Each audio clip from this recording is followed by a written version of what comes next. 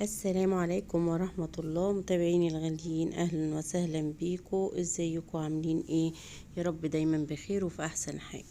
النهارده ان شاء الله هنعمل مع بعض الصابون السائل، يعني موفر جدا، توفير التوفير زي ما بيقولوا. طبعا اسمه النوع اللي انا بجيبه اسمه سوبر ليمونة زي ما انتوا شايفين، ب25 جنيه. بيعمل 8 لتر من الصابون. تمام. مكتوب عليه كل حاجة، مكتوب عليه ان هو تمنه كام وبيعمل قد ايه من الصابون. طيب، هطلع من الكيس كيسين، كيس عبارة عن بودرة، والكيس التاني عبارة عن سائل تقيل كده زي المعجون كده. تمام. هننزل بقى البودرة الأول كده.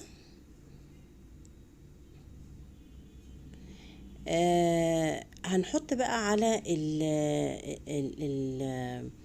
الصابون ده إضافة كده، هتخلي الصابون بتاعك في حتة تانية، وهتخليه مختلف عن أي صابون سائل تاني.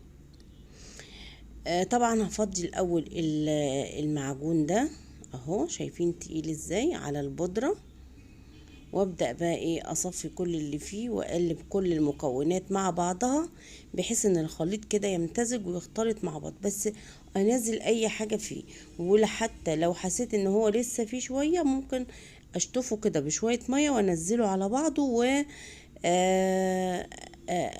افضل وراه لحد ما انزل اي حاجة فيه، لان هو ده الحاجة اللي هتساعد ان هو يبقى صابون. المادة اللي بتخليه صابون او بتخليه سميك كده زي الصابون. تمام.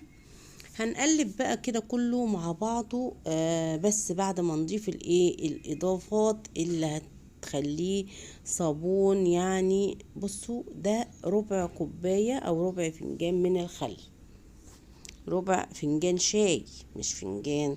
المج، عارفين المج؟ بنحط منه ربع من الخل. تمام. هقلب بقى كده واحط بقى الاضافة التانية، يبقى هما اضافتين هيخلوا الصابون بتاعك يعني مميز جدا، وفي التنظيف ملوش مثيل. هنحط 3 معالق صغيرين من البيكنج صودا او الكربوناتو. تمام. هنحط 3 معالق من كربونات الصوديوم، وهنقلب كده كل المكونات مع بعضها لحد ما برضو يمتزج الخليط كويس جدا، واحس كده ان مفيش اي تكتلات فيه. افضل اقلب كده شوية، بياخدش اي وقت ولا اي مجهود ولا اي تكلفة. هتعملي صابون ممتاز جدا بامكانيات بسيطة. هنقلب بقى كله كده، شايفين بقى عامل ازاي؟ نبدأ بقى نضيف المية حبة حبة، سنة سنة كده. اضيف واقلب، اضيف واقلب. طيب هنضيف مية قد ايه؟ هنضيف 8 لتر من المية، 8 لتر من المية. طبعا الازازة دي ازازة كبيرة بتاخد لتر ونص، فانا هعمل منها كم مرة كده بحيث ان انا هحسب ال8 لتر وهنزلهم.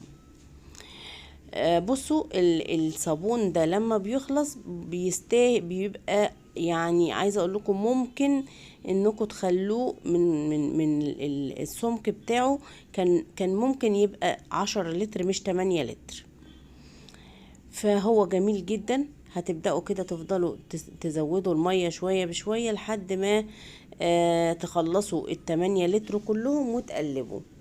في ناس بتحبش تحط 8 لتر، بس ده لا، ده هو كمان لما بتعمليه وبيقعد كده ويتقل بيبقى محتاج مية كمان اكتر من ال8 لتر، فال8 لتر حلوين جدا، ما تقللوش عنهم. تمام. هنقلب بقى كده كله مع بعضه لحد ما نحس كده ان هو بقى صابون.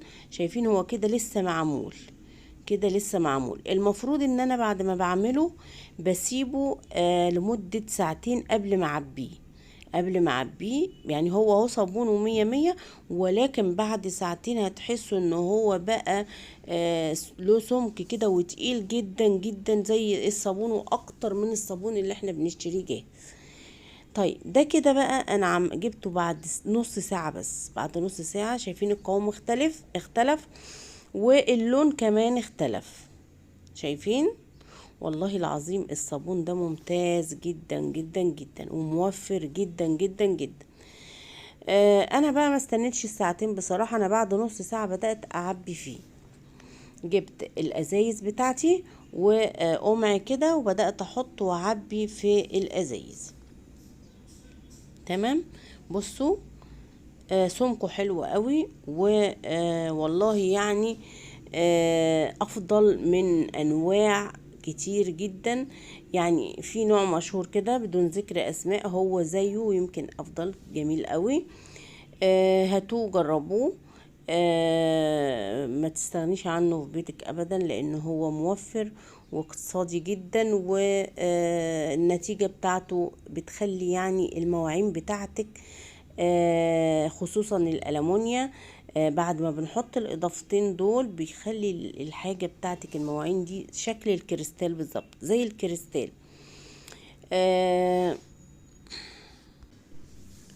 هنخلص بقى تعبية الكمية كلها والأزايز اللي أنا محضراها.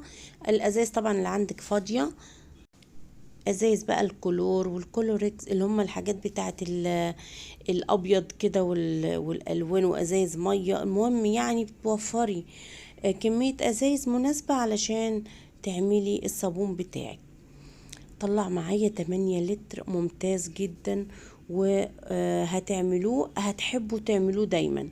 يعني انتي لو جبتيه هيقعد معاكي اكتر من شهر. يعني ده ممكن يقعد معاكي 3-4 شهور الكمية دي على حسب استهلاكك في الصابون.